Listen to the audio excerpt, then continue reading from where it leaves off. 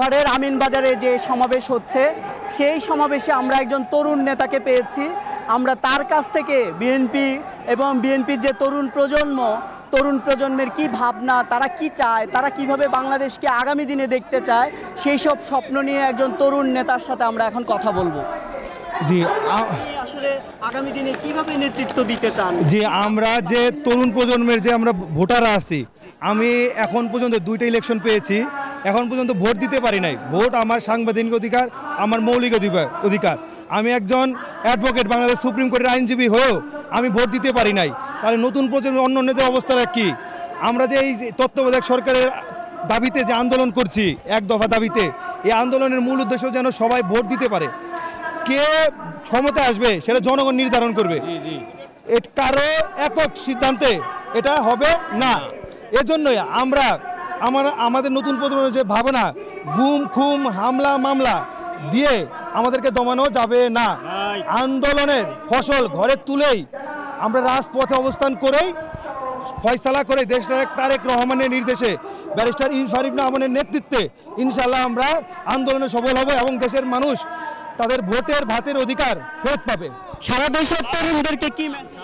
সারা দেশের তরুণদেরকে আমি শুধু একটাই বলবো, আপনারা এই যে ভোটের অধিকার, সেটা আমার অধিকার না, এটা আপনাদের সবার অধিকার, এটা আপনাদের আমানত, সংবিধান একটা সাংবিধানিক অধিকার।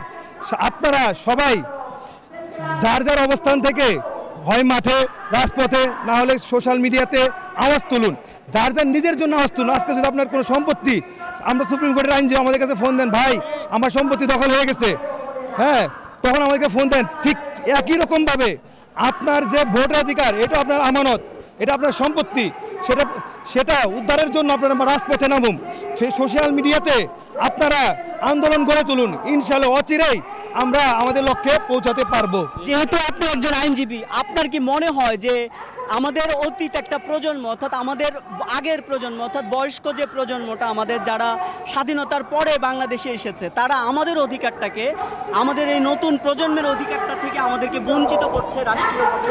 যে দেখুন, আমি তো বললাম যে আমরা যে আছি, আমরা তো ভোট হয়েছে, মনে করেন যে আমাদের সাভারে যে 14 সালের ইলেকশনটা হয়েছে, বিনা ভোটে পাস করে গেছে। 19 সালে আমাদেরকে তো যেতেই জানে ভোট কেন্দ্রে, আমাদেরকে মনে করেন যে আগে মামলা হামলা দিয়ে দেশ ছাড়া করে দিছে। শুধু বঞ্চিত নয়, আমরা যে কথা বলবো, আমরা যে একটা বিচার সালিশ করব, একটা একটা চার দোকানে বসে কথা বলবো, সে অধিকারটাও নাই।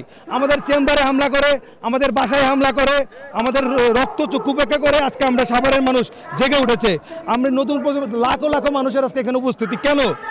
আপনি একজন আইনজীবী হিসাবে কি এটা মনে করেন যে বাংলাদেশের যে তরুণ, শিশু, কিশোর, যারা নতুন প্রজন্ম, তারা স্বাভাবিকভাবে খাবার দাবারটাও খেতে পাচ্ছে না, প্রোটিনের অভাব, ভিটামিনের অভাব তৈরি হচ্ছে তাদের মধ্যে, কারণ দেশের অর্থনৈতিক অবস্থা সংকটে তারা রেগুলার একটা ডিম খাওয়ার মতো, দুধ খাওয়ার মতো অবস্থা নেই। একটা প্রজন্মকে, আমাদের পুরাতন প্রজন্ম, আগের প্রজন্ম আমাদের নতুন প্রজন্মকে ধ্বংস করে দিচ্ছে সুকৌশলে।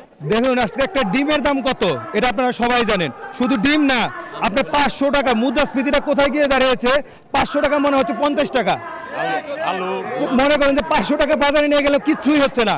এটা ডিম খেলেই মনে করেন যে খালি ডিম কিনলে 500 টাকা শেষ, কিন্তু আমাদের কিন্তু ইনকাম বাড়েনি। তো আমাদের বাচ্চাদেরকে আমরা কি খাওয়াবো? খেতে পাচ্ছে না, ভাড়া একাধিক বেড়ে যাচ্ছে, আমাদের তো বেতন বাড়তেছে না, ও বরঞ্চ বিভিন্ন নিষেধাজ্ঞার কারণে আমাদের যে অর্থনৈতিক অবস্থাটা, সেটা কি হয়ে যাচ্ছে? সংকুচিত হয়ে যাচ্ছে। নতুন কোনো ইনভেস্টমেন্ট আমাদের কাছে আসতেছে না। দেশের অবস্থা এখন ভয়াবহ, যে কোনো সময় দেশে দেউলিয়া হয়ে যাওয়ার শঙ্কা রয়েছে।